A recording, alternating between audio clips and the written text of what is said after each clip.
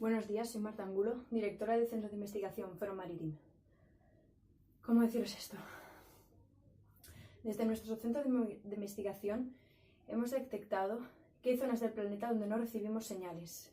Al principio pensamos que era debido a un error, pero hemos descubierto que detrás de esto hay una realidad muy oscura.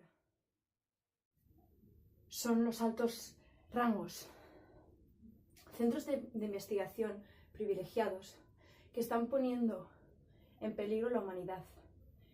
Están expulsando a la atmósfera sustancias nocivas que perjudican a la salud de las personas.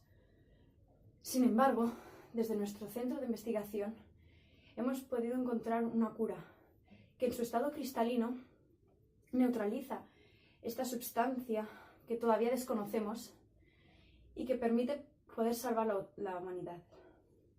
Tan solo necesitamos 300 gramos de dihidrogenofosfato de amonio y 500 mililitros de agua.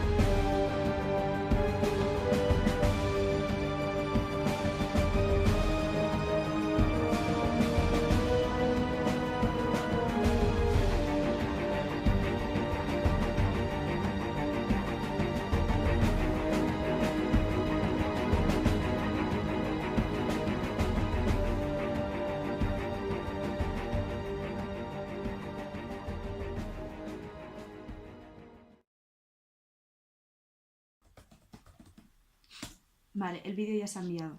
Espero que esto pueda salvar a la humanidad. Ahora solo queda que el ordenador se autodesconecte.